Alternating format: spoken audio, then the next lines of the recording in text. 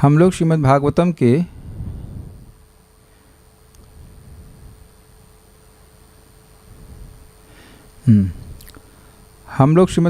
के दूसरे स्कंद के 9वें अध्याय के 35वें श्लोक को देख रहे हैं और आज इस पे मैं समझता हूँ तीसरा दिन है, तो शुरू करते हैं। यथा महान्ति भूतानि भूतेषु चावचेष्वनु। यथा महान्ति भूतानि भूतेषु चावचेष्वनु। प्रविष्टान्यप्रविष्टानि तथा तेषु न तेष्वहम्। प्रविष्टान्यप्रविष्टानि तथा तेषु न तेष्वहम्। यथा महान्ति भूतानि भूतेषु चावचेष्वनु। यथा महान्ति भूतानि भूतेषु चावचेष्वनु। प्रविष्टान्यप्रविष्टानि तथा तेषु न तेष्वहम्। प्रविष्टान्यप्रविष्टानि तथा तेषु न तेष्वहम्। यथा महान्ति भूतानि भूतेषु चावचेष्वनु। यथा महान्ति भूतानि भूतेषु चावचेष्वनु। प्रविष्टान्यप्रविष्टानि तथा तेषु न तेष्वहम्। प्रविष्टान्यप्रविष्टानि तथा तेषु न तेष्वहम्। यथा महान्ति भूतानि भूतेषु चावचेष्वनु। यथा महान्ति भूतानि भूतेषु चावचेष्वनु। प्रविष्टान्यप्रविष्टानि तथा तेषु न तेष्वहम्। प्रविष्टान्यप्रविष्टानि तथा तेषु न तेष्वहम्।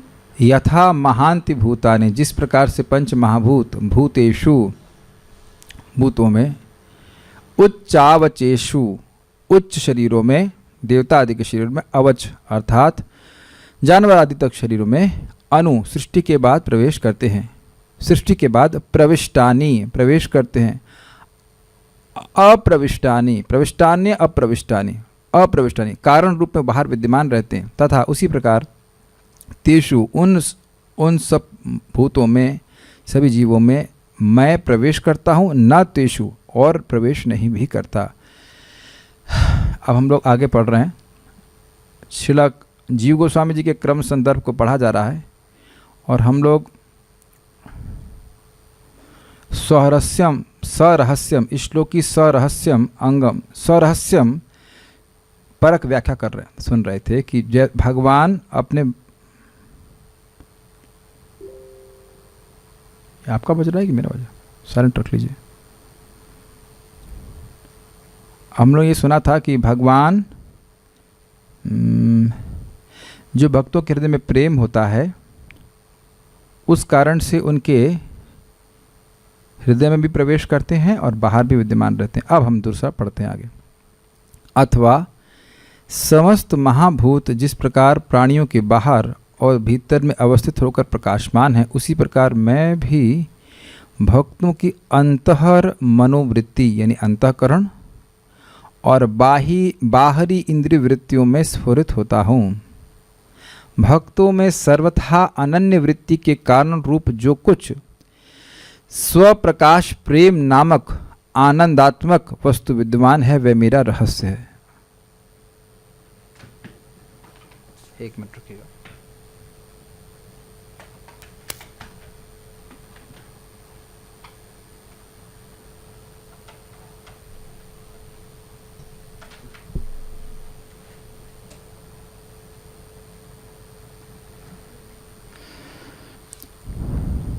यह सूचित हुआ है, श्री ब्रह्मा ने भी ऐसा ही कहा है। कहाँ गया? अब इससे पहले कि हम ये बात समझें, ये बोला क्या गया है ज़रा देखिए। जब व्यक्ति के, ये तो समझ में आ रहा है आपको, दृष्टांत तो समझ में आ रहा है कि जो पृथ्वी के तत्व आदि हैं वो बाहर भी अंदर भी हैं। जब भक्तों के हृदय में भगवान का प्रेम प्रकट हो जाता है जो कि स्वप्रकाश है, स्वप्रकाश का मतलब, स्वप्रकाश का मतलब जिससे खुद से ही प्रकाश उत्पन्न होता है, तो भक्तों की किसी भी प्रकार की वृत्ति अनन्य हो जाती है, ना अन्य अनन्य। हृदय में उनको भगवान की ही स्फुरना होती है, जगत की स्फुरना नहीं ही होती। और बाहर भी केवल भगवान ही दिखते हैं और कुछ नहीं दिखता। यह भगवत प्रेम के कारण होता है। वस्तुतः भगवान हृदय में हैं और बहुत ही सबसे अधिक मधुर हैं, सबसे अधिक ऐश्वर्यवान हैं। तो कठिनाई यह है कि हमको दिखते क्यों नहीं है, क्योंकि भगवान का प्रेम नहीं है। तो प्रेम होने से भगवान हृदय में दिखने लगते, भगवान के अलावा कुछ दिखना बंद ही हो जाता है। हमें इस समय भगवान के अलावा ही सब कुछ दिखता है। बच्चों को पढ़ाना है और ये काम करना है, ये काम करना है, वो काम करना है, जो कि सारी ही सेल्फ क्रिएटेड ड्यूटीज़ हैं। अविद्या से ग्रसित जीव अपने को ये देह मान रहा है और देह के आधार पर ही सारे धर्मों को, कर्मों को, ड्यूटीज़ को मानता है और बोलता रहता है कि यह भी तो जरूरी है। जैसे हम जब स्वप्न देखते हैं तो उसमें बहुत महत्वपूर्ण कार्य होते हैं कि नहीं। परसों मैं स्वप्न देख रहा था, IIT कानपुर के मेरे एक प्रोफेसर का नाम था मुरलीधर, वो बोल रहे थे तुमने थीसिस जमा नहीं करी। काफ़ी इंपॉर्टेंट था ना, इज इट नॉट? थीसिस जमा करना, थीसिस पढ़ाई कर रहे हैं IIT में तो आपको थीसिस जमा नहीं करना पड़ेगा। समथिंग मतलब पूरा याद नहीं, कुछ तो ऐसा कुछ बोल रहे थे। काफ़ी इंपॉर्टेंट है ना। और जब हम जागृत होते हैं तब समझ में आता है ना कि हम क्या व्यर्थ का जीवन व्यतीत कर रहे थे उस सपने में। मेरी बातें समझ में आ रही हैं?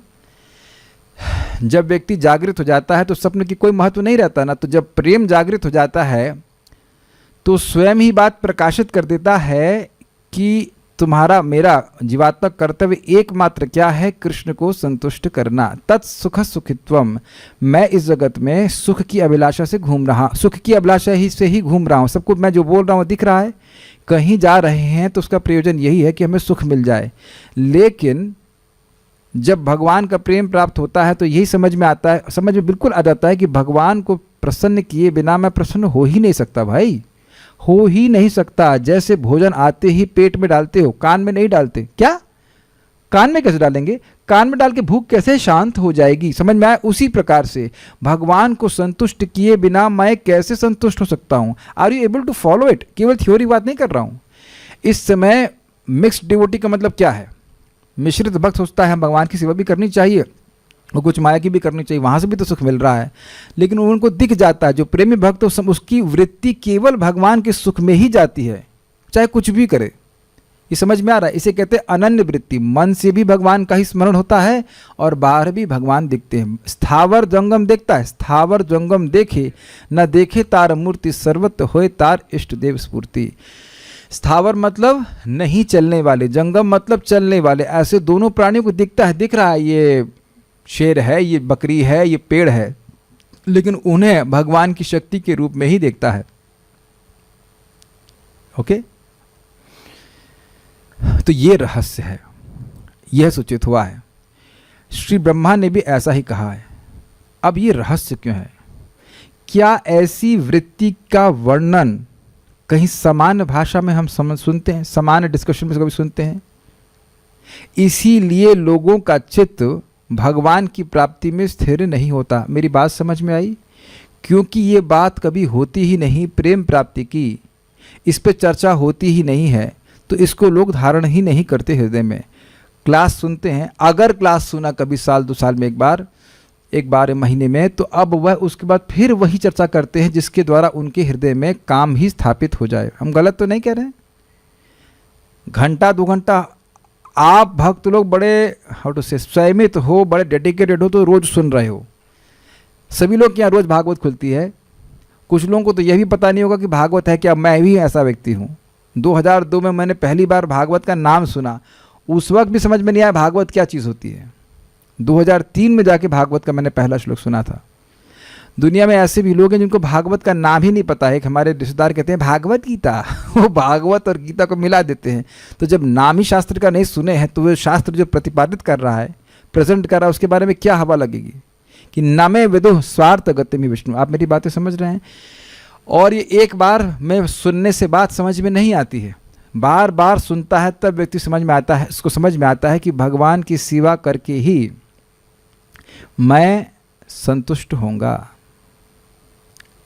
ये स्व प्रकाश है, इसको समझने का प्रयास कीजिए। श्रीमन चैतन्य महाप्रभु जब बांग्लादेश गए तो उन्होंने वो तपन मिश्र से मिले और तपन मिश्र जीवन के साध्य और साधन के संबंध में बड़े कंफ्यूज थे। जीवन का परम उद्देश्य क्या है? थोड़ा जल अगर ग्लास में देने अच्छा रहेगा, पहले से रख दिया करिए। हाँ है, ठीक है, तो जीवन का परम उद्देश्य क्या है, वह भ्रमित थे और बहुत शास्त्र पढ़ रहे थे फिर भी भ्रमित थे।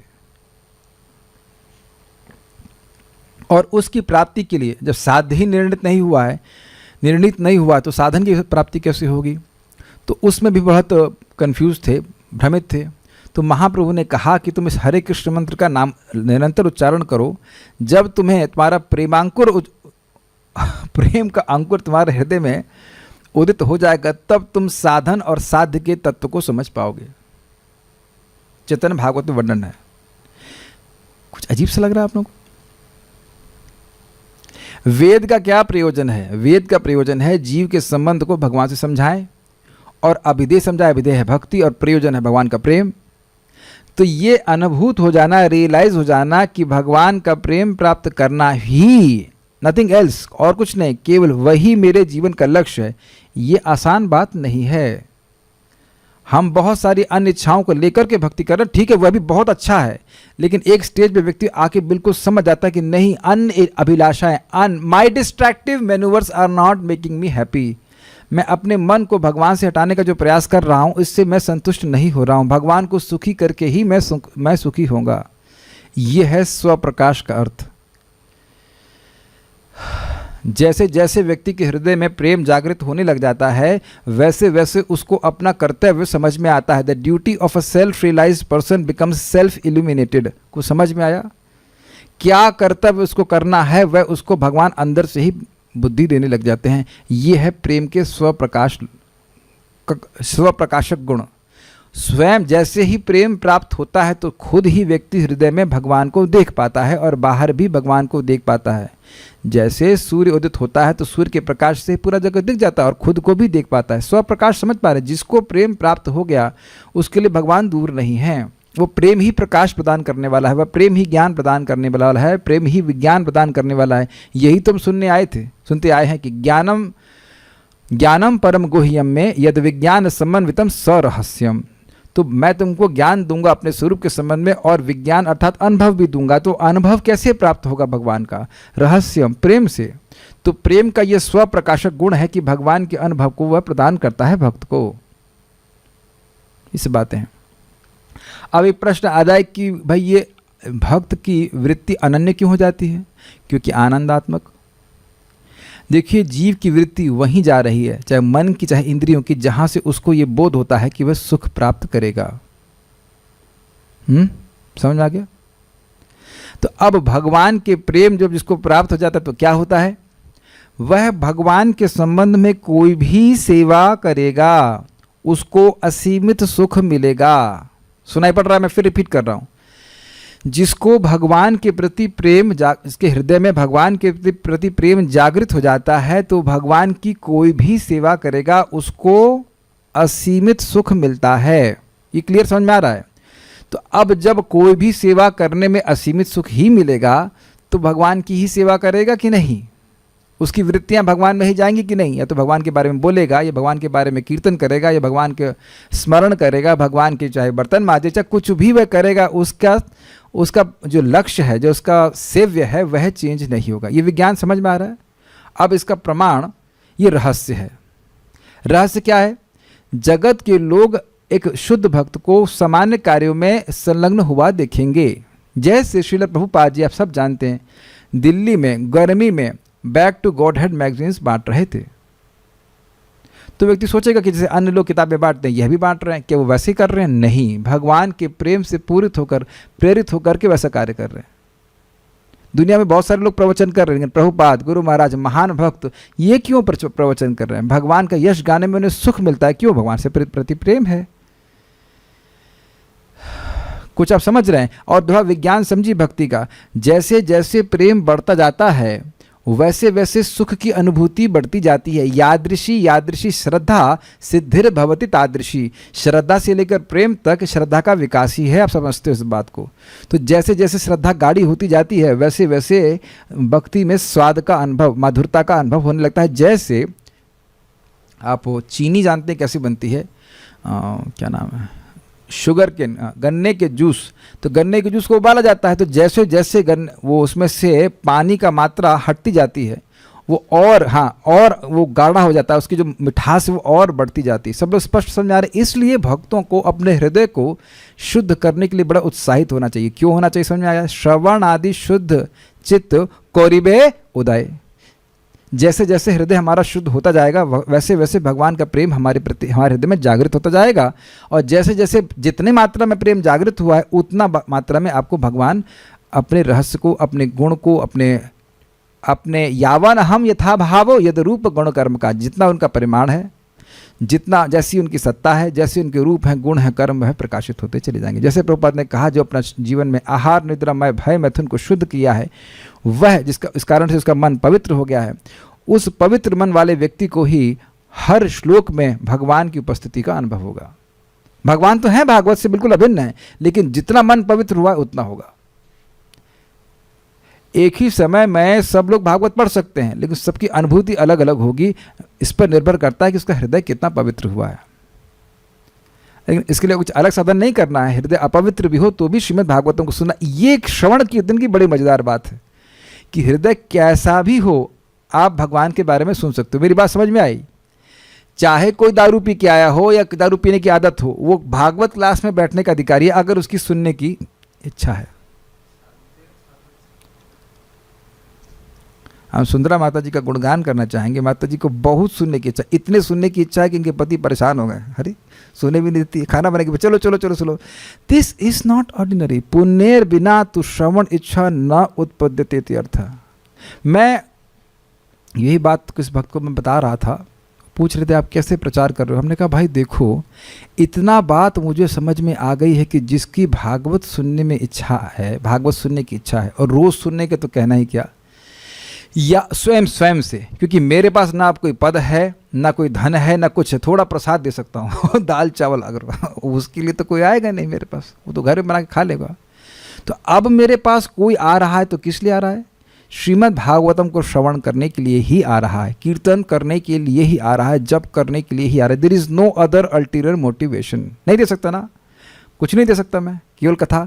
तो अब ऐसा व्यक्ति मतलब वह भगवान की प्राप्ति ही करना चाहता है, तो क्या उसका सम्मान नहीं किया जाना चाहिए? चाहे वो माता जी हो चाहे प्रभु जी हो।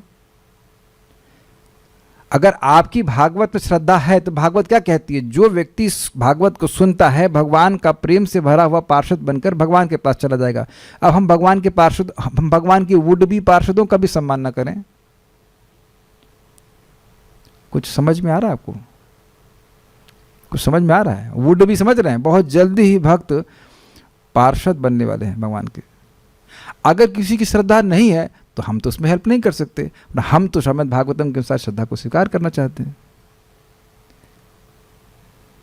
जो लोग सुन रहे हैं उनको भी विश्वास नहीं होगा, मैं पार्षद, मैं कैसे? हवाई जहाज में बैठ जाए तो अब जो पीएचडी हो, जिसने डॉक्टरेट कर रखी हो, और दूसरा जो पीएचडी हो जिसका परमानेंटली हेड डैमेज हो, वो दोनों ही हवाई जहाज के प्रभाव से उड़ जाते हैं। अग्रीड? तो साधन इतना अद्भुत है कि सुनने की इच्छा से ही भगवान के प्रति प्रेम जागृत होने लगता है। सम्मान किया जाना चाहिए। जगत के लोग सम्मान नहीं करेंगे, लेकिन भक्तों को सम्मान करना चाहिए कि ये अब भगवान का प्रेम प्राप्त करने के लिए कथा सुन रहा है, ज़रूर आगे जा कर के भगवान का प्रेम प्राप्त करेगा। नहीं करना होता तो भगवान उसे क्लास में लाते ही क्यों? इंटरनेट के वाईफाई ठीक करने के लिए आए थे ना प्रदीप को प्रभु आप, और फंस गए, भगवान का प्रेम प्राप्त करने के चक्कर में पड़ गए है कि नहीं? चलिए, तो ये रहस्य है, ये रहस्य है। हम आगे पढ़ते हैं। श्री ब्रह्मा ने भी ऐसा ही कहा है। क्या कहा है? वो ये कह रहे हैं कि मेरी वृत्ति भगवान के अलावा कहीं जाती ही नहीं। भागवत 2.6.34 में 34 में कहते हैं। मेरे पीछे बोलिए, बहुत अच्छा श्लोक है, हम लोग चर्चा कर चुके हैं, लेकिन गाने में बड़ा अच्छा लगता है। न भारती में अंगम मृषोपलक्ष्यते, न वै क्वचिन में मनसो मृषा गति। न भारती में अंगम न भारती में अंगमृषोपलक्ष्यते न वै क्वचिन में मनसो मृषा गति। न भारती में अंगमृषोपलक्ष्यते न वै क्वचिन् मे मनसो मृषा गतिः। न मे ऋषिकाणि पतन्त्य सत्पथे यन्मे हृदयोत्कण्ठ्यवता धृतो हरिः। न मे ऋषिकाणि पत्यन्त सित्पथे यन्मे हृदयोत्कण्ठ्यवता धृतो हरिः। हे नारद, मैंने भक्ति पूर्वक हृदय में श्री हरि का ध्यान और धारणा की है। इस मतलब भगवान का प्रेम जागृत कर लिया, इसलिए मेरे वचन और मन की वृत्ति कभी भी मिथ्या नहीं होती। मतलब असत वस्तुओं का वर्णन ही नहीं करती। भगवान के अलावा उनकी वाणी कहीं लगती ही नहीं, वो कुछ बोलते ही नहीं। उनके हृदय में ऐसी अर्ज आती ही नहीं कि भगवान के अलावा कुछ बोला जाए।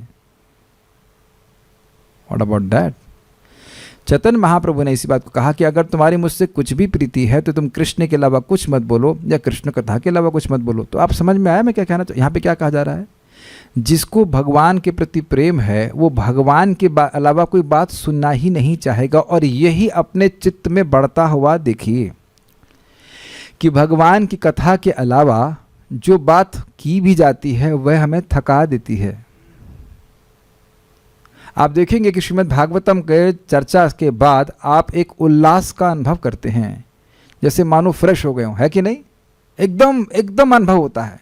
इसी से हमारी पढ़ाई खराब हो गई। गीता क्लास में जाते थे, सर बड़ा अच्छा क्लास देते थे, उसके बाद तो सब माया लगता था और माया था भी, पढ़ाई होती ही नहीं थी। पढ़ने कल पढ़ेंगे करते करते एग्जाम हो जाता था, क्योंकि वाकई वो जड़ विद्या है। वाकई रसगुल्ला खूब पेट भर के खा लिया, उसको कहा थोड़ा सूखी रोटी तो चखो, कौन चखेगा? कई बार हमें स्टूडेंट्स पूछते हैं, प्रभु जी हम गीता क्लास सुन रहे हैं, भागवत सुन रहे हैं, पढ़ने का मन नहीं करता। हमने कहा तो क्या करें? या तो आप अब गीता सुनना बंद कर दीजिए या तो फिर आप पढ़ाई कर लीजिए। क्या कर सकते हो बताइए? वो है ही जड़ चीज तो है ही वो। और इंद्रियां भी असत पथ की ओर नहीं दौड़ती। तो अब इससे बहुत बड़ा सूत्र प्राप्त हुआ। बारंबार हम लोग इंद्रियों को संयम करने के बारे में सोचते हैं, लेकिन वस्तुतः हमें क्या करना है? हमें अपनी इंद्रियों को भगवान की सेवा में नियोजित करना है। प्लीज़ इस रहस्य को समझ लीजिए। आज सुबह भी समझा रहा था, वो क्लास कट गई, कि इस जगत में लोग पूर्णतः माया में रहते हैं। इसका क्या मतलब है? कुछ याद है आपको हमने क्या समझाया था सुबह? कोई व्यक्ति पूर्णतः माया में है, इसका क्या मतलब है? भूल गए? आपके पास माइक थोड़ा दूर में जाएगा, मैं बता दे रहा हूँ। पूर्णतः माया का मतलब है कि मन, वचन और कर्म से वो माया की सेवा में लगा हुआ है। उस सेवा का प्रारूप कुछ भी हो सकता है, चाहे वो बिजनेस कर रहा हो, चाहे वो खाना बना रहा हो, चाहे कुछ भी कर रहा हो, उसका संबंध भगवान से नहीं होता, इसीलिए उसको माया में कहा जाता है। अग्रीड? तो वह यह व्यक्ति पूर्णतः कृष्ण भावना में है। इसका क्या मतलब हुआ? समझ में आ गया? माइक पे बताइए ताकि लगे समझ में आया कुछ। हाँ, मन वचन कर्म से भगवान की सेवा में अपनी इंद्रियों को नियोजित मन से, वचन से, कर्म से, किसी भी तरह से अगर आप भगवान से कनेक्ट हो गए तो आप माया से बच गए। तो मान लीजिए आप पति हैं और घर में बर्तन है भगवान के, तो आपको मांजना चाहिए कि नहीं मांजना चाहिए? अगर आपके पास समय है तो। नहीं, ये काम तो केवल स्त्री का है। और फिर तुम दूसरी स्त्री की सेवा करोगे। समझ गए ना? दूसरी स्त्री का नाम क्या है? माया देवी। भाई इतने तो कोई एडवांस यहाँ पे प्रभु जी है नहीं कि सुबह से शाम तक केवल भागवत में डूबे हुए हैं। अगर ऐसे होते तो फिर शादी ही क्यों करते? क्यों भाई? प्रभु जी लोग, हम माता जी लोगों को तो बहुत परेशान करते हैं, प्रभु जी लोगों को भी थोड़ा परेशान कर लें। भाई इतने ही डूबे रहते भागवत में तो शादी नहीं करते ना? नहीं करते। तो यानी कि 24 घंटे भागवत पढ़ रहे हैं, जब कर रहे हैं, ऐसे तो बाबा जी हैं नहीं। तो अब खाली बैठ करके दो चार लोगों को गाली देंगे या और कुछ बात करेंगे फालतू की, उससे अच्छा है ना कुछ भगवान के बर्तन मांजे जाएं। अब आप लोग सोच रहे हो कि मैं विनोद में बोल रहा हूँ, नहीं बोल रहा। मदन मोहन मालवीय जी महान प्रकांड विद्वान थे और वह श्रील भक्ति सिद्धांत ठाकुर जी के पास आए, कहे कि मेरे कुछ आध्यात्मिक प्रश्न हैं। तो कहा एक थोड़ा सा जरा सेवा कर दीजिए। तो वो मंदिर के भगवान के विग्रह थे, उनकी बर्तन मांजे कुछ समय के तक, और फिर कहे कि हाँ आप बताइए क्या आपका प्रश्न? कहते मेरा उत्तर हो गया, मेरे प्रश्न का उत्तर हो गया। मेरी बात आप लोगों को कुछ समझ में आ रही है प्रभु जी लोग या माता जी लोग? खाली नहीं बैठिए, भगवान को भक्त खाली बैठे नहीं अच्छे लगते। जितनी बार आप भगवान की कोई भी सेवा कर रहे हैं, आपका प्रेम भगवान के प्रति बढ़ रहा है। परम पूज्य वृंदावन चंद महाराज, परम पूज्य राधा गोविंद महाराज के बारे में बता रहे थे कि भगवान महाराज जी भगवान के बर्तन इतने प्रेम से मांज रहे थे, इतने प्रेम से मांज रहे थे, कहीं कुछ प्रोग्राम होगा, इतना प्रेम से मांज रहे थे कि जैसे मस्त, समझ गए ना। और बात सही भी है, जिस भक्त को ये विश्वास है, प्रेम है कि ये तो साक्षात भगवान के बर्तन है, मेरा कितना अहोभाग्य है कि मुझे भगवान की सेवा करने को मिल रहा है, तो भगवान की कृपा उस पर मिलेगी। यानी कि आपने स्वीकारा कि मैं कुछ भी नहीं हूँ, मैं एक भगवान का तुच्छ दास हूँ, और यही भगवान चाहते हैं और ये वास्तविकता है। कुछ मेरी बातें आपको समझ में आ रही हैं। इंद्रियों को भी हमें असत पथ से जाने से रोकना है। चाहे आपके पास कोई भी सेवा, चाहे झाड़ू मारने की सेवा हो, चाहे कुछ भी हो। हम चैतन्य चरितामृत पढ़ाएंगे, आप देखेंगे कि महाराज प्रताप रुद्र को केवल बहुत सारे कारणों से, लेकिन एक कारण ये था कि राजा होते हुए भी जगन्नाथ जी की रथ यात्रा में वह झाड़ू मारे थे, बड़ी नम्र भावना में सेवा किए थे। तो भगवान को ये नम्र भावना अच्छी लगती है। हम सभी लोग भगवान के सामने बहुत छोटे हैं, और भगवान केवल यही देखते हैं कि ये जीव मेरी सेवा में लगा हुआ है। आप समझ रहे हैं मैं सब बातें क्यों कह रहा हूँ?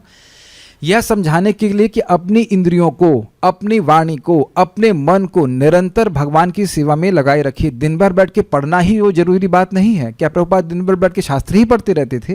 वो विभिन्न प्रकार की सेवा करते थे। लेकिन जब हम श्रवण कीर्तन करते हैं तो उन अन्य सेवाओं का संबंध भी आप भगवान की सेवा से देख पाते हो। वो सेवाएं हैं, लेकिन देखने का सामर्थ्य हो जाता है तो आपका उत्साह होता है।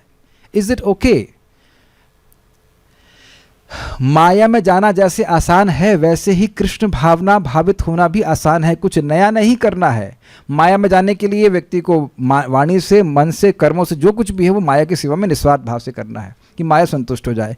उसी प्रकार से व्यक्ति को मन से, वाणी से, कर्म से अपने इनके द्वारा कृष्ण की सेवा करनी है। कृपया आप अम्बरीश महाराज का उदाहरण सीख लीजिए। यद्यपि वे राजा थे, लेकिन मंदिर को करौ हरे मंदिर मार्जनादस्यु, खुद ही साफ करते। मैं केवल घर में बर्तन मांजने की बात नहीं कर रहा हूँ। जैसे आप सब्जी भी लेने जा रहे हैं, आज ही हमारे घर में कुछ गेस्ट आए तो कहते हैं यहाँ सब्जी अच्छी नहीं मिलती। हमने कहा ये तो सब्जी बड़ी अच्छी है। तो कहते हैं हाँ मंडी से लाए होंगे। तो हम मंडी से क्यों लेके आए? क्योंकि ये भगवान के लिए है। मेरी बातें समझ पा रहे हैं?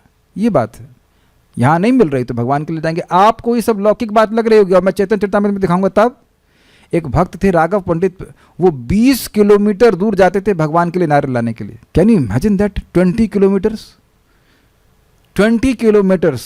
This is called love. प्रेम जो है वो देना जानता है। भगवान छोटी सी छोटी सेवा को बहुत बड़ा मानते हैं। चाहे आप जल दे रहे हैं, चाहे आप फल दे रहे हैं, चाहे फूल दे रहे हैं, कुछ भी दे रहे हैं।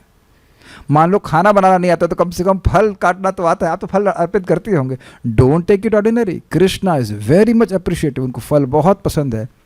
बल्कि अब आ रही है बात तो हम बोल ही दे रहे हैं। मुझे रामकृष्ण प्रभु बता रहे थे बड़ा मज़ेदार बात की माता यशोदा बलराम जी को सचेत कर देती, देखो ये कृष्ण है ना, इसको फल बहुत अच्छे लगते हैं, तो ये पेड़ पर चढ़ जाएगा, तुम ध्यान देना कि पेड़ पर न चढ़ने दे इसको गिर जाएगा। ये कृष्ण को फल अच्छा लगता है, तभी तो बोले हमको फल एक ही फल दे दो, ज़्यादा नहीं तो एक ही फल काट के दे दो 4 भाग में।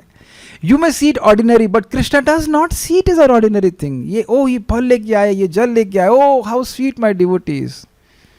इतने भगवान भाव विभोर हो जाते हैं कि जो फूल भी देते हैं उसको भी खा जाते हैं, उसको भी खा लेते हैं। अश्नामी शब्द वहां पे आया। ये सब बातें मैं क्यों बोल रहा हूं, आप मेरी बातें समझ रहे हो? माया से बचने का बड़ा सिंपल तरीका है कि इंद्रियों को, वाणी को, मन को निरंतर भगवान की सेवा में लगाए रखने की ट्रेनिंग आप स्वीकार करें, मैं स्वीकार करूं। Is that okay? लेकिन ये होगा ही नहीं अगर हम भगवान के बारे में नहीं सुनेंगे। ठीक। यद्यपि अन्य प्रकार की, हाँ अब थोड़ा समझिए, यद्यपि अन्य प्रकार की अर्थात ज्ञान मूलक व्याख्या के अनुसार इस अर्थ को छुपाया जा सकता है, तथापि यह अर्थ ही इसका तात्पर्य। इसका क्या मतलब है? देखिए, श्रील श्रीधर स्वामी पाद ने ज्ञान परक व्याख्या करी है कि यह श्लोक भगवान ने यह कहा था कि यावन अहम यथा भावम, यावन अहम यथा भावम यदरूप गुणकर्म कहा तथैव तत्व विज्ञानम अस्तु ते मदनुग्रहात्। जैसा मेरा परिमाण है, जैसी मेरी सत्ता है, जैसे मेरे रूप गुण और कर्म हैं, उसको तुम तत्व में जान जाओ। तो ये चीज ज्ञान की व्याख्या है। भगवान ने पैसे पहले क्या बोला था, मैं ज्ञान दे रहा हूं, मैं विज्ञान दे रहा हूं, रहस्य दे रहा हूं और उसका अंग दे रहा हूं, 4 चीज बताऊंगा। तो ज्ञान के संबंध में कि ज्ञान में आप क्या क्या बताएंगे, तो कह रहे हैं कि यावन अहम, जैसा मेरा परिमाण है, यथा भावम, जैसी मेरी सत्ता है, जैसे मेरे रूप हैं, गुण हैं, कर्म, उसको मैं यथावत बताऊंगा, तुम इसको समझ लो। तो यहाँ पे श्रीधर स्वामी पाद ने कहा था कि यथा भाव की व्याख्या ही यहाँ पे हो रही है। कैसी भगवान की सत्ता है कि भाई जगत के बाहर भी रहते हैं, जगत में अंदर भी प्रवेश करते हैं। तो अगर ऐसी व्याख्या कर दी जाएगी तो व्यक्ति यही सोचेगा, हाँ बस ये यथा भाव की व्याख्या है, इसमें सरहस्य को नहीं बताया गया है।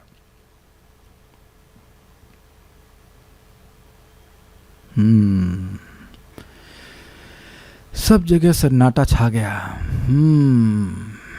नहीं समझ में आया ना, ये तो बाउंसर हो गया ना। देखिए श्रीधर स्वामी पाद ने क्या बताया था, इस श्लोक की उन्हें ज्ञान परक व्याख्या करी थी कि भाई यह श्लोक भगवान का जो शब्द था, प्रतिज्ञा थी कि यथा भाव, जैसी मेरी सत्ता है उसका मैं वर्णन कर रहा हूँ, वर्णन करूंगा। तो श्रीधर स्वामी पाद कहे कि यथा भाव शब्द की ही व्याख्या यहाँ पे हो रही है कि भगवान की सत्ता ऐसी है कि भगवान जगत में भी प्रवेश करते हैं और जगत के बाहर भी रहते हैं। ये श्रीधर स्वामी पाद की टीका में नहीं पढ़ा था, हम पढ़ाए थे, आप लोग नहीं पढ़े थे, ये कह लीजिए। अपनी गलती क्यों नहीं स्वीकार करते हैं, सब हमारी गलती है। खुद नहीं पढ़ते हैं तो हैं क्या पढ़ा दिया, ये टीका मैं पढ़ा चुका हूँ। श्रीधर स्वामी की टीका सबसे पहली टीका थी। सुंदरा माता जी, आप ही बोल रहे हैं इतना दोबारा पढ़ने से अधिक समझ में आता है, तो यहाँ की चीज़ दोबारा क्यों नहीं पढ़ते? कभी कभी भूल जाते हैं, ठीक, कभी कभी पढ़ते हैं। खुद भी कुछ पढ़ना होता है ना भाई। भोजन आप लोग दे देते हैं किसी की थाली में, तो चबाते भी उसी के लिए बिहाफ पे हैं, चबाना तो खुद ही पड़ता है ना। प्रभु जी चबाए कैसे, ग्लूकॉन डी पीना पड़ेगा। श्रीधर स्वामी की टीका में यही बताया गया था कि नहीं बताया गया था? भगवान यहाँ भी हैं और भगवान गोलोक में भी हैं, तो जगत में प्रवेश भी किए हैं, प्रविष्टानी, और अप्रवेश किए हुए हैं क्योंकि गोलोक में अवस्थित रहते हैं इस जगत के कारण रूप में। तो ये ज्ञान परक व्याख्या हुई ना, इसमें प्रेम की बात कहाँ से आई? प्रेम की बात नहीं है। तो अगर ऐसी व्याख्या करेंगे तो जो बात है, जो प्रेम परक व्याख्या है, सरहस्यम, वह बात ढक जाएगी। ये बात जीव को समझने पे कह रहे हैं, लेकिन यही इसका तात्पर्य है। वो कह रहे हैं यही इसका तात्पर्य है। क्यों ऐसा? यद्यपि ज्ञान परक व्याख्या भी की जा सकती है, वो ठीक है, लेकिन फिर रहस्य की बात कहाँ आएगी? भगवान ने कहा था ना कि 4 बात बताऊंगा, ज्ञान बताऊंगा, विज्ञान बताऊंगा और रहस्य बताऊंगा और अंग बताऊंगा। तो ज्ञान विज्ञान तो बता चुके हैं, तो अगर केवल ज्ञान वाली बात हम रखेंगे तो फिर रहस्य वाली बात कहाँ पे आएगी? तो इसलिए ये अर्थ हमको समझना होगा यहाँ पे, और वह ठीक भी चल रहा है। इसका कारण यह है कि जो 6 प्रकार के तात्पर्य निर्णय के लक्षण बताए गए हैं, उनमें से चतुश्लोकी के उपक्रम अर्थात श्री भगवान के द्वारा की गई 4 प्रकार की प्रतिज्ञाओं, ज्ञान, विज्ञान, रहस्य और तदंग के साधन के लिए यह श्लोक अनुक्रम है, अर्थात रहस्य को समझाने के लिए यह श्लोक उपयोगी है, ये बोल रहे हैं। भगवान ने कहा था ज्ञान बताऊंगा, विज्ञान बताऊंगा, तो वो तो स्पष्ट था। अहम एवासम एवाग्रे ऋतुअर्थम यत् प्रतीयता, ये सब बताया था। तो ये तीसरा श्लोक है कि नहीं? इन 2 श्लोकों में भगवान ने ज्ञान विज्ञान की व्याख्या कर दी। अब यहाँ पे रहस्य की बात बतानी ही होगी, क्योंकि अगला श्लोक तदंग है, साधन भक्ति का वर्णन है। तो इसलिए इसी अर्थ को यहाँ पे हमें ग्रहण करना होगा। तो तथा उक्त ज्ञान परक अर्थ से न तेषु यह छिन्न पद व्यर्थ हो जाता है, क्योंकि इस दृष्टांत में अप्रविष्ट और प्रविष्ट इन 2 क्रियाओं के द्वारा ही अन्वय की संगति हो जाती है। चलिए बात छोड़िए, आगे बढ़ते हैं। एक बात और भी है कि जिस प्रकार चिंतामणि डिबिया में ढकी रहती है, चिंतामणि डिबिया में ढकी रहती है, चिंतामणि अत्यंत मूल्यवान है, उसी प्रकार रहस्य नामक यह जो परम दुर्लभ वस्तु है, क्या वो दुर्लभ वस्तु है? भगवत प्रेम। उसे दुष्ट और उदासीन जनों की दृष्टि से दूर रखने के लिए ही अन्य साधारण वस्तु द्वारा ढका गया है। प्रश्न आएगा कि जीव गोस्वामी जी जब ये रहस्य इस प्रकार से सरहस्य परक व्याख्या कर रहे हैं, तो श्रीपाद श्रीधर स्वामी ने ऐसा क्यों नहीं करा? जो उदासीन हैं, जिन्हें भगवत प्रेम चाहिए नहीं, और दुष्ट हैं जो भगवत प्रेम के विरोधी हैं, उनसे इस बात को छुपाने के लिए। जैसे अगर आपके पास कोई चिंतामणि है, जैसे यहाँ पे लिखा है, चिंतामणि नहीं है, जस्ट एक बात रखी गई है। एक मणि है तो उसको व्यक्ति छुपा के रखता है। आप लोग ने भी घर में, हमने पूछना चाहते कितना सोना छुपा रखा है, लेकिन लोग प्रायः अपने घरों में तिजोरी में सोना छुपा के रखते हैं। यहाँ तक कि ये लोग गले में भी डाल करके नहीं घूमते, क्योंकि जो दुष्ट हैं वह लोग उसको छीन लेंगे, उसका दुरुपयोग करेंगे। तो ये जो अर्थ है कि भाई ये श्लोक भगवत प्रेम का वर्णन कर रहा है, ये अर्थ छुपा करके कहा गया है। जो लोग भगवान के भक्त नहीं हैं वह इसको नहीं समझ पाएंगे, और भगवान इस बात को पसंद करते हैं। अतः श्रीमद् भागवत में श्री भगवान के वचन है 11:21-35, वेदा ब्रह्मात्म विषयास त्रिकांड विषया इमे परोक्षवादाह ऋषयः परोक्षम मम च प्रियम। हे ऋषियों, परोक्षवाद ही मुझे प्रिय। परोक्ष मतलब समझते हैं, अक्ष मतलब आंखें, और पर मतलब आंखों के परे, मतलब जो दिख रहा है वो अर्थ नहीं है। जो अर्थ अभी आपने सुना था प्रविष्टान यानी प्रविष्ठानी, उसको आचार्यगण कहाँ ले गए? भक्तों के हृदय में भी प्रवेश करता हूँ और भक्तों के बाहर भी रहता हूँ। तो यह तो श्लोक सुनकर दिखाई पड़ने लगा था सबको। कौन यहाँ बोल सकता है कि श्लोक को देख करके व्यक्ति यह सोचेगा कि ये भक्ति परक या प्रेम परक व्याख्या हो सकती है?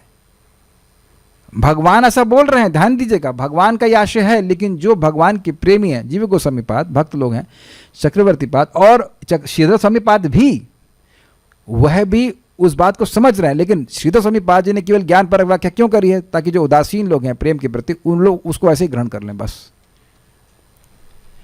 देखिए, आप भी अपने जीवन में बहुत सारी जो गोही बातें हैं वो सबको नहीं बताते हैं, अपने अंतरंग लोगों को ही बताते हैं। तो भगवान कह रहे हैं कि इस श्लोक में बोल रहे हैं कि हे ऋषियों, परोक्षवाद ही मुझे प्रिय है। 3 भागों में विभाजित वेद अंततोगत्वा भगवान की उपासना को ही प्रकट करते हैं। वैदिक ऋषिगण एवं मंत्र इसको परोक्षवाद से प्रस्तुत करते हैं, क्योंकि परोक्ष ही मुझको प्रिय है। ये समझ में आया?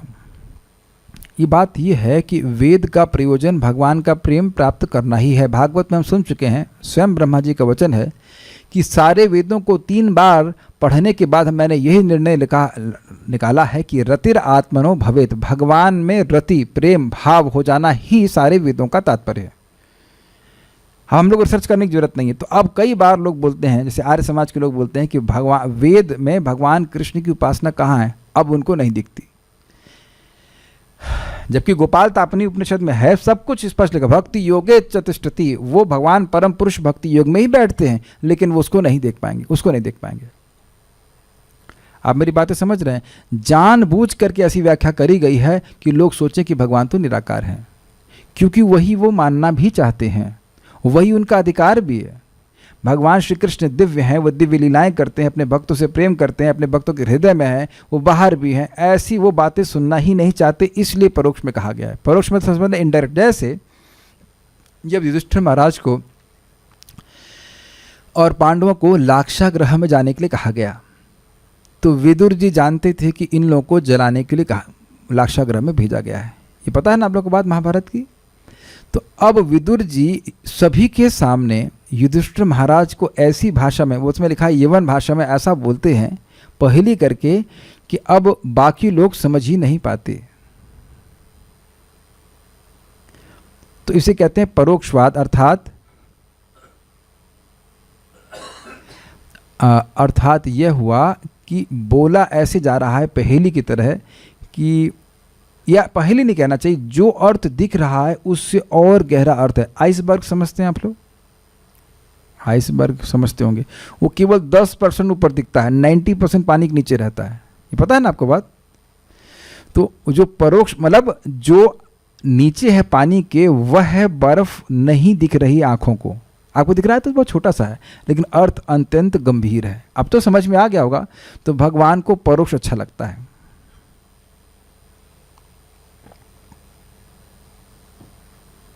महाराज इसको समझा रहे थे, आपको याद है?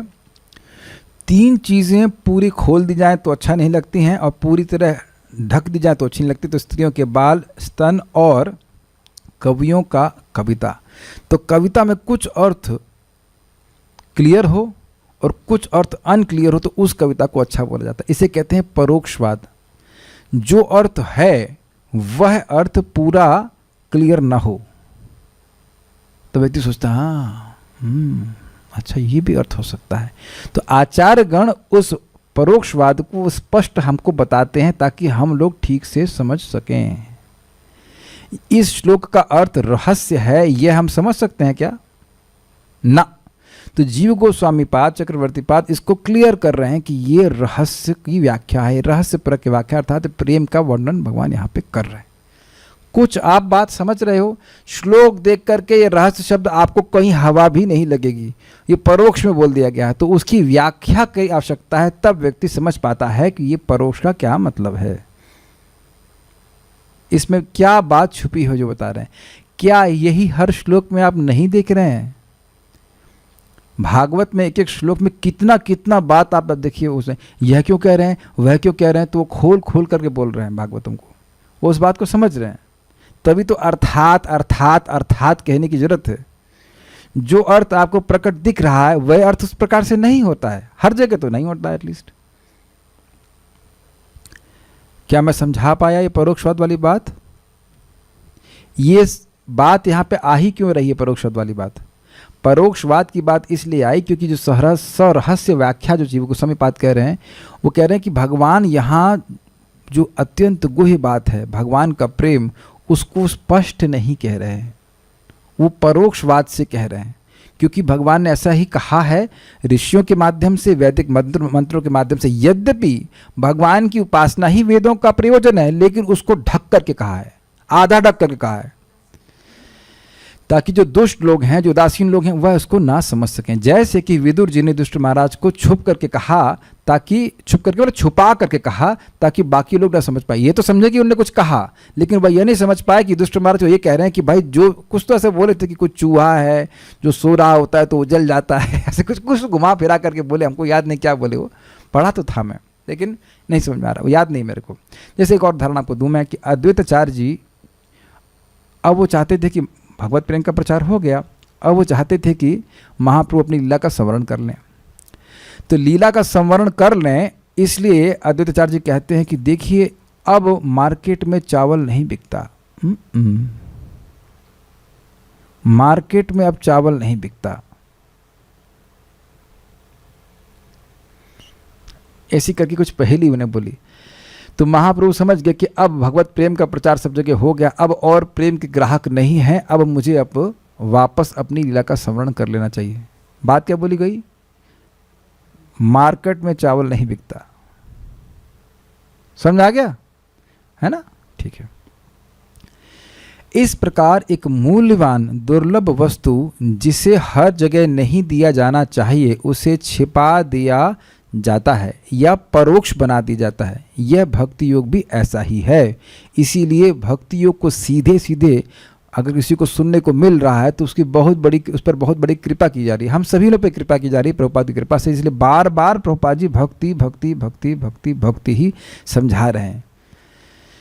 जैसा कि श्रीमद् भागवत 5:6-18 में सुखदेव गोस्वामी ने स्वयं कहा है, ये श्रील सुखदेव गोस्वामी जी ने परीक्षित महाराज को कहा है, राजन पतिर गुरुरलम भवताम यदूनाम दैवम प्रियः कुलपति क्वच किंकरो वा अस्त्वेव मंग भगवान भजता मुकुंद मुक्तिम ददाति करहिचित स्मन भक्ति योगम।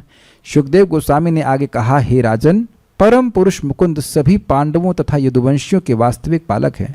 वे तुम्हारे गुरु, आराध्य अर्चा विग्रह, मित्र तथा तुम्हारे कर्मों के निर्देशक हैं। यही नहीं, वे कभी कभी दूत या सेवक के रूप में भी तुम्हारे परिवार की सेवा करते हैं। क्यों करते हैं? क्योंकि उनका पूरा परिवार भगवान का शुद्ध भक्त था और भगवान भक्ति के द्वारा भक्त के पराधीन हो जाते हैं, इसलिए हर प्रकार की सेवा करने के लिए उद्यत रहते, जैसा कि आप इस श्लोक के अनुवाद में देख रहे हो। दिख गया आपको? ठीक है। इसका अर्थ यह हुआ कि वे सामान्य सेवकों की तरह कार्य करते हैं, क्योंकि वे अपने भक्त में अत्यधिक आसक्त हो जाते हैं और जिसमें आसक्त हम हो जाते हैं उसके लिए हम कुछ भी करते हैं। समझ में आया? जो ईश्वर की सेवा में लगे रहकर प्रिय पात्र बनना चाहते हैं उन्हें मुक्ति सरलता से मिल जाती है। सुन लो भाई, किंतु वे अपनी प्रत्यक्ष सेवा करने का अवसर उनमें से बहुत कम को ही प्रदान करते हैं। ये अर्थ है भाई। अब अगर कोई सोच रहा हो कि भक्ति में इतना संघर्ष क्यों हो रहा है, तो ये लॉलीपॉप नहीं है जो खिला दी जाएगी, क्योंकि जिसको प्रेम प्राप्त हो जाएगा उसके भगवान सेवक ही बन जाते हैं, बन ही जाते हैं, बनते ही आए हैं, बने हुए हैं और आगे भी बन जाएंगे। तो वो चेक करते हैं क्या ये वाकई मेरा प्रेम चाहता है या बस थोड़े बहुत दुख से गिर जाता है। ये है भागवत का आशीर्वाद। अगर भागवत नियमित रूप से सुनते रहे तब भी दुख आएगा, लेकिन आप भागवत में ही आओगे। मेरी बात समझ में आई? और भागवत छोड़ देंगे तो फिर कहाँ जाएंगे? माया एव शरणम व्रजा माया की ही शरण है और तो कुछ है नहीं। ये दुख नहीं है, ये मेरी परीक्षा है कि क्या मैं भगवान का प्रेम प्राप्त करने के लिए दृढ़ प्रतिज्ञ हूं या नहीं हूं। यही भीष्मदेव ने कहा है कि मैंने जीवन भर भक्ति नहीं छोड़ी, इसलिए हे भगवान श्री कृष्ण, आज मैं जब शरीर छोड़ रहा हूं तो आप मेरे सामने हैं। जब ये छोटे छोटे सारे टेस्ट हम पास कर लेंगे तो एग्जाम तो भगवान लिख देंगे हमारा। समझ रहे ना, एग्जाम मृत्यु का। यदि हम अपने मन से आपको मोटिवेट करने के लिए नहीं बोल रहे हैं, गीता में बड़ा स्पष्ट लिखा है, तस्याहम सुलभ पार्था नित्य युक्त से योगिना। जो लोग नित्य ही मेरा स्मरण करते हैं, रोज ही मेरा स्मरण करते हैं, उनके लिए मैं सुलभ हूं। और अब नित्य का क्या मतलब हो गया? रोज ही क्या सुख रहता है? कि रोज ही आपके शरीर में सब बढ़िया रहता है? क्या रोज ही घर में किसी की मृत्यु नहीं हो सकती? रोज नहीं, किसी दिन क्या घर में मृत्यु नहीं हो सकती? कोई व्यक्ति बीमार नहीं पड़ सकता है? क्या उसके लिए हमें कुछ आवश्यक करना नहीं होता है? करना होता है। उसके बाद भी भक्ति नहीं छोड़ना है, तब भगवान प्रेम देते हैं। सारी ठोक बजा करके देख लेंगे क्या ये वाकई भगवान मेरा पार्षद बनना चाहता है या उस कुछ और प्रलोभन से प्रलोभित हो जाएगा। इसीलिए कह रहे हैं मुक्ति आसानी से दे देते हैं, लेकिन प्रेम देने में प्रतीक्षा रख कर करवाते हैं। ये नहीं कह रहे हैं कि प्रेम देते ही नहीं है, ये नहीं कह रहे हैं कि प्रेम देते नहीं है, लेकिन प्रेम देने में थोड़ा सोचते हैं। लेकिन चैतन्य महाप्रभु ऐसे नहीं है। इसीलिए चैतन्य महाप्रभु की कृपा का आश्रय लेकर के व्यक्ति बड़ी सरलता से प्रेम प्राप्त करेगा, अगर वह अपने आप को नम्र भावना में रखता है। महाप्रभु की सिंपल इच्छा है, नाम करो लेकिन निंदा मत करो किसी की। तो मैं स्वयं उसका उद्धार करूँ, मैं मतलब महाप्रभु स्वयं उस व्यक्ति का उद्धार करेंगे, उससे भगवत प्रेम देंगे। सिंपल सी बात है, ठीक है। जो व्यक्ति समझेगा कि मैं खुद ही इतना पतित हूँ तो दूसरों को क्या निंदा करूँगा, पहले अपने को तो सुधार लूँ मैं, है ना। तो स्वाभाविक सी बात है कि ऐसा व्यक्ति भगवान की महाप्रभु की कृपा का पात्र बनेगा। आगे बता रहे हैं इस बात तो समझ में आया। यहाँ दिखा रहे हैं कि भगवान का प्रेम अत्यंत गुह्य है, इसीलिए तो भगवान छुपा के रखते हैं। इसका ज्ञान भी नहीं मिलता है लोगों को। विज्ञान और रियलाइजेशन तो कहने की बात क्या है, प्रोसेस में ही नहीं आ पाते लोग। कर्मकांड और ज्ञान कांड में फंसे रहते हैं। बाबा की पूजा करेंगे, उसकी पूजा करेंगे, उसकी पूजा करेंगे। दूसरी बात यहाँ समझा रहे हैं किस प्रकार से शुद्ध भक्त बहुत दुर्लभ है, इसलिए शुद्ध भक्ति बहुत दुर्लभ है। मुक्तानाम अपि सिद्धानाम नारायण परायणः सुदुर्लभ प्रशांतात्मा कोटिष्वपि महामुने। हे परम साधु, लाखों मुक्त तथा मुक्ति के ज्ञान में पूर्ण पुरुषों में से कोई एक भगवान नारायण अथवा कृष्ण का भक्त हो सकता है। ऐसे भक्त जो परम शांत हो अत्यंत दुर्लभ है। क्या मतलब है इसका? ये भागवत के छठे स्कंद की 14वें अध्याय का 5वां श्लोक है। जो मुक्त हैं, इसका मतलब जो देह के अध्यास से मुक्त है, और सिद्ध जो देह से मतलब पूरी तरह से जो अविद्या से मुक्त हो चुके हैं, उनमें भी ऐसा कोई जो नारायण परायण हो, जो नारायण की ही सेवा में लगा हो शरीर से, मन से और वाणी से, ऐसा व्यक्ति दुर्लभ है। क्यों? क्योंकि वह प्रशांत है। प्रशांत का मतलब कृष्ण भक्त निष्काम अतएव शांत, वह कृष्ण की ही सेवा करना चाहता है। अब उसके हृदय में अब और कोई इच्छा नहीं है कि मुझे मुक्ति मिल जाए, मुझे स्वर्ग मिल जाए या मुझे और कुछ मिल जाए। इसीलिए बड़ी शांति से कृष्ण की सेवा कर रहा है, पीसफुल है। ऐसा व्यक्ति दुर्लभ होता है। तो भगवान की भक्ति करने से ऐसी प्रशांतता स्वयं ही हमारे चित्त में आ जाती है, भगवान की कथा सुनने से आ जाता है। तवा विक्रीडितम कृष्णा नृणाम परम मंगलम कर्ण पीयूषमास्वाद्य तजन्ति अन्यस्पृहाम जन। जो भगवान श्री कृष्ण की कथा को सुनता है तो कथा इतनी मादक होती है कि कथा अन्य सारी स्पृहाओं को नष्ट कर देती है, मुक्ति की भी इच्छा को समाप्त कर देती है, लेकिन कथा की इच्छा को समाप्त नहीं करती। ये सुनना चाहिए, तब समझ में आएगी बात। कैसे हम स्थिति को प्राप्त करेंगे? भगवान की कथा के द्वारा, ये बात है। उसके बाद भागवत 3:25-32 में स्वयं कपिल देव कहते हैं, अनिमित्ता भागवती भक्ति सिद्धिर्गरीयसी। अनिमित्ता, जो किसी निमित्त के बिना भक्ति की जा रही है कि हमको स्वर्ग मिल जाए, हमें स्वास्थ्य मिल जाए, हमें ये मिल जाए, वो मिल जाए, इस इच्छा से नहीं, केवल कृष्ण सुखी हो जाएं, जब इस इच्छा से भक्ति की जा रही है, अर्थात अहेतु की भक्ति, यह तो मुक्ति से भी श्रेष्ठ है। तो आप समझ रहे, सारी बातें दिखा रहा है कि मुक्ति क्षमा कीजिएगा, भगवान की प्रेम भक्ति सर्वश्रेष्ठ रहस्य है, सर्वश्रेष्ठ सिद्धि है, जिसको भगवान छुपा करके रखते हैं। भक्ति मुक्ति से भी परम श्रेष्ठ है आदि सर्वत्र व्यक्त है। सब बातें बोली गई हैं भागवत में। और स्वयं श्री भगवान ने भी दोनों परम भक्तों अर्जुन तथा उद्धव को क्रमशः श्री गीता भगवत गीता और श्रीमद् भागवत में अपने मुख कमल से इसी विषय को कहा है। सर्वगुह्यतमं भूया शृणु मे परमं वचः इष्टोसी मे दृढ़मति ततो वक्ष्यामि ते हितम्। 18.64 सर्वगुह्यतमं अर्थात रहस्यम, सर्व रहस्यतमम, गुह्य रहस्य एक ही बात होती है। तो मैं फिर से तुमको सबसे रहस्यमय बात बोल रहा हूँ, क्योंकि तुम मेरे अत्यंत प्रिय मित्र हो, अतएव मैं तुम्हें अपना परम आदेश जो सर्वाधिक गुह्य ज्ञान है बता रहा हूँ, इसे अपने हित के लिए सुनो। तो समझ में आ गया? अगला श्लोक देख गए। और ये श्लोक क्या है? ये श्लोक दिखा रहा है कि भगवान का प्रेम ही सबसे गुह्य बात है। मन मना भव मद भक्तो मद्याजी माम नमस्कुरु मामे वैशसि सत्यम ते प्रतिजानी प्रियोसि में। मेरा स्मरण करो, मन मना भव मद भक्तो, मेरे भक्त बनो। अगर पहले भक्त नहीं थे तो अब भक्त बन जाओ, ये आज्ञा दी जा रही है। मद्याजी, मेरी उपासना करो। माम नमस्कुरु, और मुझको प्रणाम करो। मामे वैशसि सत्यम ते, मैं तुमसे सत्य कह रहा हूँ कि तुम मेरे पास ही आओगे। प्रतिजाने प्रियो से, मैं प्रतिज्ञा करके कह रहा हूँ। क्यों मुझे कह रहे हैं? क्योंकि तुम मुझे प्रिय हो। तो अब आप कुछ लिंक कर पा रहे हैं? इन दोनों श्लोकों को देखेंगे तो भगवान यहाँ पे क्या कह रहे हैं? सबसे गुह्यतम बात बताऊंगा। और यहाँ पे क्या बताया? जो भगवान का प्रेमी है, क्या वो भगवान का स्मरण ही करेगा? यस। क्या वो भगवान की ही भक्ति करेगा? यस। क्या वो भगवान की उपासना करेगा? यस। क्या वो भगवान को नमस्कार करेगा? यस। यानी कि ये श्लोक भगवान कह रहे हैं कि अर्जुन कैसे तुम मेरे प्रेमी बनो, अर्थात भगवत प्रेम ही रहस्य के रूप में बता रहे हैं। भगवत प्रेम को प्राप्त करने का रहस्य बता रहे हैं, ये भी अर्थ है। भगवान की शुद्ध भक्ति ही भगवान का प्रेम जागृत कर सकती है, वो बात यहाँ बता रहे हैं। तो यहाँ जीव गोस्वामी जी ने श्लोक क्यों कोट किया है? ये समझाने के लिए कि जो सबसे बड़ा रहस्य है वह है भगवान की प्रेम भक्ति प्राप्त करना। स्पष्ट समझ में आ रहा है? यहाँ समझ लेंगे तो प्रभुपाद जी के तात्पर्य आपको बिल्कुल एकदम शीशे के तय क्लियर, एकदम आसानी से समझ में आ जाएगा। सदैव मेरा चिंतन करो, मेरे भक्त बनो, मेरी पूजा करो और मुझे नमस्कार करो। इस प्रकार तुम निश्चित रूप से मेरे पास आओगे, मैं तुम्हें वचन देता हूँ, क्योंकि तुम मेरे परम प्रिय मित्र हो। अब एक बात विचार कीजिए, यहाँ बोला गया था कि गुह्य वस्तु को बाह्य लोगों से कैसे छुपाया जाता है, लेकिन आप देखो कि ये माताएं लोग जानती होंगी, आपको आपके घर के आभूषणों को आपकी माँ ने दिखाया होगा, बेटा तेरी दहेज के लिए रखा हुआ है, नहीं दिखाया अब तक। या अपनी बेटी को बोलेंगे आप, बेटा तुम्हारे दहेज के लिए देखो ये सब सामान रखा हुआ है हमने।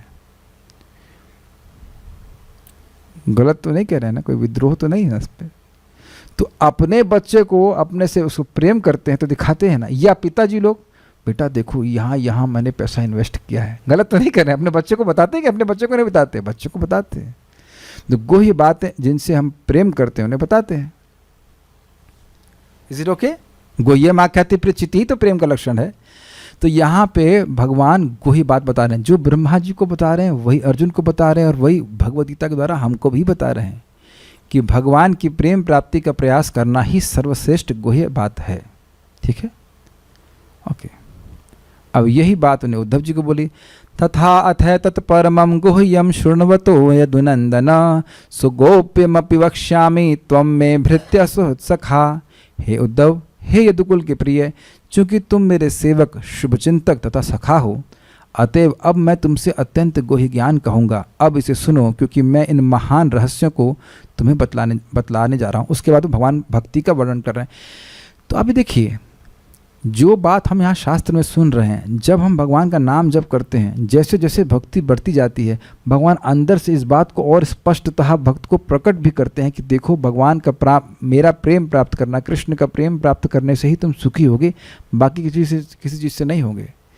शास्त्र तो हम सुनते ही हैं, तो थ्योरी में बात सब थ्योरी है, लेकिन जब जप करता है, भक्ति करता है, भगवान के बारे में सुनता है, तो उसको बात ये समझ में भी आने लगती है कि भगवान की भक्ति के अलावा और कुछ भी नहीं है। देखिए, ये बात समझने का प्रयास कीजिए। इस जगत में हर व्यक्ति कुछ ना कुछ समझ जरूर रहा है कि क्या उसके जीवन का लक्ष्य है। कैच किया? हर व्यक्ति, अनपढ़ से अनपढ़ व्यक्ति भी समझ रहा है कि उसका कुछ जीवन का लक्ष्य है। कुछ लोग कहेंगे खाना हमारे जीवन का लक्ष्य है, कोई कहेगा सोना हमारे जीवन का लक्ष्य है। गलत तो नहीं कह रहे हैं। कोई कहेगा धन कमाना हमारे जीवन का लक्ष्य है, कोई कहेगा स्त्री हमारे जीवन का लक्ष्य है। कुछ ना कुछ जीवन का लक्ष्य लेकर टहल रहा है कि नहीं जगत में, लेकिन जो वास्तविक जीवन का लक्ष्य है वह ये नहीं जानते। तो जैसे जैसे व्यक्ति भक्ति करता जाता है भगवान इसको स्वयं प्रकाशित करते जाते हैं। नाशयामि आत्मभावस्तु ज्ञान दीपे न भास्वता, उनके हृदय में स्थित होकर के मैं उनके अज्ञान जनित अंधकार को नष्ट करता हूँ, उनको समझाता हूँ कि भाई जन्म जन्मांतर मुझे केवल एक ही चीज़ के लिए प्रयास करना है और वह है अपनी भक्ति को बढ़ाने का प्रयास करना, ताकि भगवान का प्रेम मेरे हृदय में जागृत हो जाए। आमीन। आप कहेंगे कई बार क्यों बोल रहे हैं? क्योंकि उतनी ही बार हम भूल भी रहे हैं।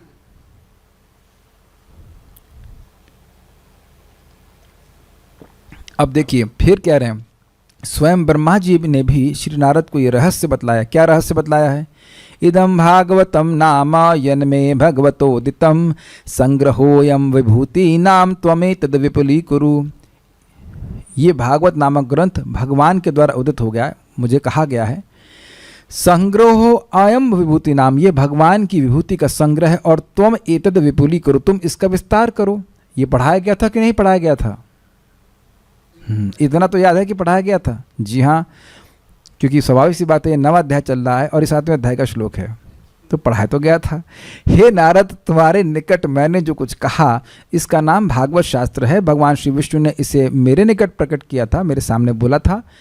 इसमें भगवान की लीलाओं का संक्षिप्त में वर्णन किया गया। अब तुम इसका विस्तृत रूप से वर्णन करो। कैसे करूं?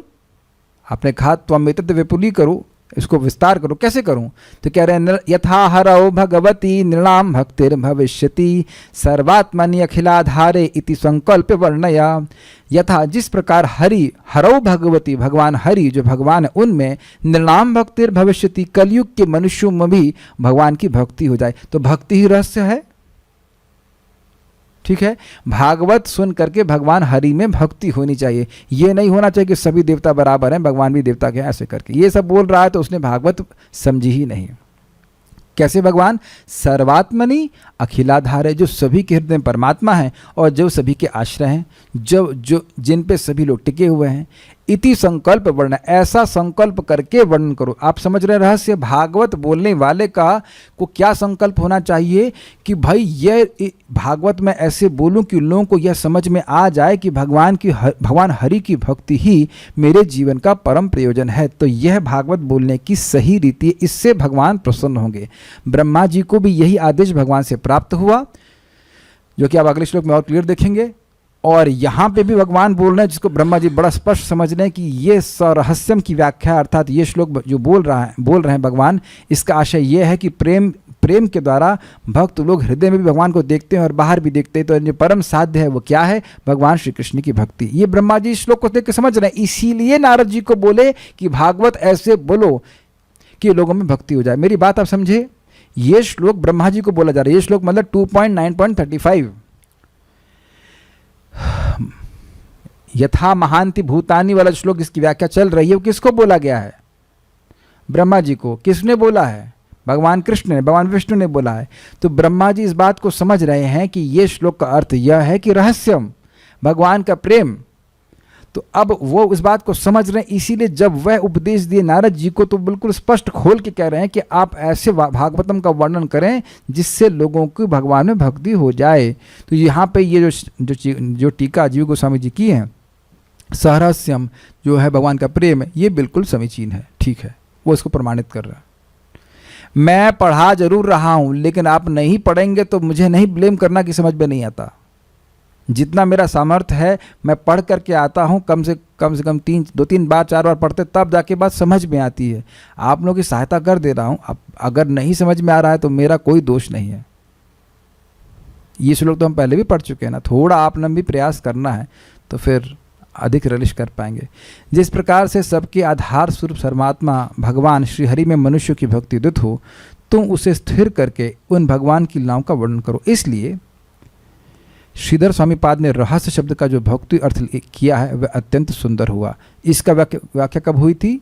ज्ञानम परम गुह्यम में यद विज्ञान समन्वितम सरहस्यम च अंगम च ग्रहाण गदितम मया। मैं बोल रहा हूँ और तुम स्वीकार करो। तो वहाँ पे श्रीपाद श्रीधर स्वामी ने रहस्य शब्द की व्याख्या भगवान की भक्ति के अर्थ में की थी। प्रभुपाद जी के तात्पर्य को हम लोग कल सुनेंगे। अभी समय समाप्ति की घोषणा हो गई। कोई प्रश्न है? प्रतिजाने मीन्स क्या बताया अभी? प्रतिजाने मतलब मैं प्रतिज्ञा कर रहा हूँ। भक्त हैं, अच्छा प्रश्न कर रहे हैं। बर्तन क्या भगवान के या घर के बर्तन भी? This is a good question. देखिए ये बात आ रही तो हम सिखा दे रहे हैं, जो भगवान को अर्पित करते हैं वो तो भगवान के हैं ही, और जो कुकिंग होती है वह भी भगवान के ही हैं। उसमें हम खुद नहीं सपोर्ट के खा सकते हैं, वहाँ भी ध्यान रखना होता है। जो कुकर आदि होता है, जो भी इसमें आप खाना बना रहे हैं वह भी भगवान का ही है। Is it okay? तो उसको ये बड़ा मिस्टेक है कि भगवान का बर्तन मतलब जो भगवान को अर्पित कर रहे हैं वो बस उतना लिमिटेड नहीं है। वैसे तो आपने भागवत में सुना ही ना, यदेत पश्चाद हम यदेतच्च, सृष्टि के बाद जो कुछ भी है वो भगवान ही है। लेकिन यहाँ पे आपको दोनों बात, अच्छा प्रश्न कर लिया, कन्फ्यूजन रहा होगा। केवल भगवान को जो अर्पित कर रहे हैं वही भगवान के बर्तन नहीं है, जिसमें आप भगवान के लिए भोजन बना रहे हैं वह भी भगवान के बर्तन है, उसमें कोई झूठा व्यक्ति अपना हाथ नहीं लगा सकता है। तो उम्मीद है कि आप लोग समझ पाए। सार बात यह है कि ये श्लोक भगवान के प्रेम का वर्णन कर रहा है। कोई प्रश्न है किसी का? You have a question? Okay, please ask. इसीलिए पता है हर दिन जप करें, और जो हर नाम बोल रहे हैं, हर नाम बोल रहे हैं, बस थोड़ा सिंपल सब अवेयरनेस रहे कि उससे मेरी भक्ति बढ़ जाए, इस इंटेंशन के संग नाम उच्चारण किया जाए। यस प्रभु बोलिए। हरे कृष्ण प्रभु जी, स्टार्टिंग में आपने अनन्य भक्ति बारे में बताया था। तो अनन्य भक्ति का आपने पहले डेफिनेशन दी थी कि दो चीज़ें, साधन की और साधना की अनन्यता होती है। यस। मैंने 2 दिन से प्रभुपाद जी का तात्पर्य इसी चर्च में पढ़ रहा हूँ 3 जगह, तो वो खाली कह देंगे विदाउट डेविएशन कृष्ण की भक्ति करनी है। यस। तो साधन की उसके बाद नहीं बताया, क्योंकि कृष्ण की भक्ति करते तो साधन हमेशा भक्ति ही होगा। अगर आप कृष्ण की भक्ति कर रहे हैं और अगर हम यह सोच रहे हैं कि मेरी भक्ति किसी और कर्म को करने से बन जा रही है, तो वहाँ साधन की अनन्यता का लोप हो जाता है। अगर कोई कहे कि मुझे भगवान का प्रेम कोई और कर्म करके प्राप्त हो जाएगा, या मैं कोई कर्म नहीं करूँगा तो उसकी वजह से मेरी भक्ति नीचे हो जाएगी भक्ति के अलावा, तो ये इसे कहते हैं कर्म के द्वारा भक्ति का ढक जाना। भगवान की भक्ति केवल भगवान की भक्ति के द्वारा ही आती है। हम अपना शरीर ठीक रखने के लिए कुछ करते हैं, लेकिन जैसे मैं अभी सूर्य नमस्कार, हम ओपनली बोल रहे हैं, हम रोज ही प्राय सूर्य नमस्कार करते हैं। मैं ये कभी नहीं कहा कि सूर्य नमस्कार करने से भगवान में प्रेम भक्ति प्राप्त होती है। केवल शरीर ठीक रहता है, पेट ठीक रहता है, बस। यह नहीं कहा कि सूर्य नमस्कार करने से मेरे को आध्यात्मिक प्रगति हो जाएगी, मेरा ये हो जाएगा ना। आध्यात्मिक प्रगति जिसका मतलब भगवान के प्रति श्रद्धा का विकास है, वह केवल भगवान की भक्ति करके ही होता है। भागवतम पढ़ करके, नाम जप करके, भगवान की भक्ति करके ही भगवान में भक्ति बढ़ती है। नहीं तो फिर ज्ञान मिश्रित भक्ति का क्या मतलब है? वो लोग भक्ति में अन्य साधनों का भी मिश्रण करते हैं। यही ज़्यादा होता है, यही ज़्यादा होता है। तमोगुणी भक्ति आपने सुना होगा, तमोगुणी भक्ति, रजोगुणी भक्ति, सतोगुणी भक्ति, उसमें तो खैर साध्य का डेविएशन हो गया, उसमें साध्य का डेफिनेशन हो गया। भक्ति कर रहा है, भक्ति तमोगुण नहीं, हाँ मैं समझ गया, लेकिन वहाँ पे साध्य का डेविएशन हो गया कि व्यक्ति कुछ लाभ प्रतिष्ठा प्राप्त करने के लिए भक्ति कर रहा है। लेकिन साधना का भी डेविएशन हो जाता है। सब लोग शुद्ध भक्ति नहीं कर रहे हैं, भक्ति कर रहे हैं भगवान कृष्ण की, फिर देवताओं की उपासना भी चालू हो रही है, तो वो वहाँ भी होता है, वो बात होती है। आपने क्योंकि प्रभुपाद जी की मैंने वाणी कोट्स में प्रभुपाद जी की आपने पढ़ी है बात, लेकिन आप उसको समझ नहीं पा रहे हैं। विदाउट डेविएशन मीन्स भगवान की भक्ति ही करे, तो साधन भी भक्ति ही रखे, कुछ और नहीं सोचे। ठीक है, प्रभुपाद जी स्पष्ट कह रहे हैं, लेकिन आप बिल्कुल स्पष्ट समझने का भी तो प्रयास करें। लोग नाम जप कर रहे हैं, भले अच्छी बात है, लेकिन क्या सब लोग भगवान का प्रेम प्राप्त करने के लिए ही नाम जप कर रहे हैं? ये हम स्वयं प्रश्न कर सकते हैं अपने आप से। There are many desires. नाम जप कैसे भी किया जाए अच्छी बात है, ठीक है, अच्छा ही है, लेकिन सबसे अच्छा है कि निष्काम भावना से करे व्यक्ति, ये बात बोली जा रही है। तो सबसे अच्छा नहीं भी है तो भी जैसे भी जो भी इच्छा है उसे नाम जप करना ही अच्छा लगा। यही तो बोला गया था ना, हरे नामानुकीर्तनम का श्लोक शुरू होता है। कोई व्यक्ति एतद निर्विद्यमानानाम इच्छताम कुतो भयम योगिनाम नृपनिर्णीतम हरिर्नामानुकीर्तनम, जो बिल्कुल जिनको अब जगत के भोग एकदम कटु लगते हैं, उनको बिल्कुल अच्छा भी नहीं लगता, उनके लिए। और इच्छताम, अब जिनको नौकरी चाहिए, पत्नी चाहिए, ये चाहिए, वो चाहिए, उनके लिए। और जो भगवान के भक्त उनके लिए, उन सभी लोगों के लिए एक ही निर्णीत साधन है भगवान का भगवान के नामों का उच्चारण करना। तो यहाँ पे साधन की अनन्यता बताई गई है, लेकिन सबसे अच्छा साधन है भगवान का नाम बोलना। क्यों? गोकोटि दानम ग्रहणे खगस्या प्रयाग गंगोदक कल्पवास्या यज्ञायुतम मेरु सुवर्ण दानम गोविंद कीर्तिर न समम शतांश ही। तो वहाँ बिल्कुल स्पष्ट हम लोग पढ़े थे कि जैसे कर्म कांड में कोई व्यक्ति पुण्य करता है ताकि कोई उसे लाभ प्राप्त हो, तो वैसे वो नाम भी बोल सकता है। ये ऐसे नाम बोलने के लिए वो क्यों कह रहे हैं? उस व्यक्ति की मानसिकता को देखते हुए, क्योंकि भगवान का नाम न सिर्फ उसकी इच्छा को पूर्ण करेगा अपितु उसको शुद्ध बुद्धि भी प्रदान करेगा, किससे तुम सुखी नहीं होगे। वहाँ पे हम लोग बिल्कुल स्पष्ट पढ़ चुके हैं, चक्रवर्ती पाद जी टीका में इसमें स्पष्ट समझाएं। और ऐसे भी सुन चुके हैं, अकामा सर्व कामो वा मोक्ष कामा उदारधि तीव्रे न भक्ति योगे न यजेत पुरुष परम। अकाम हो, अपने हृदय से सारी कामनाओं को से रहित रहना चाहता हो, और मोक्ष काम हो, सर्व काम हो और मोक्ष काम हो, वह उदार बुद्धि वाले हैं अगर भगवान की भक्ति करते हैं तो अंत तो कहता वो शुद्ध हो ही जाएंगे, इसलिए बोला जा रहा है। तो साधन की अनन्यता भी नष्ट होती है या लुप्त होती है, और साध्य तो कहना ही क्या। आप कुछ पूछ रहे थे? Okay, can ask. देखिए, अगर सभी लोग कृष्ण भावनामृत आंदोलन में भगवान का प्रेम प्राप्त करना ही चाह रहे होते तो बहुत सारे झगड़े नहीं होते भक्तों के बीच में।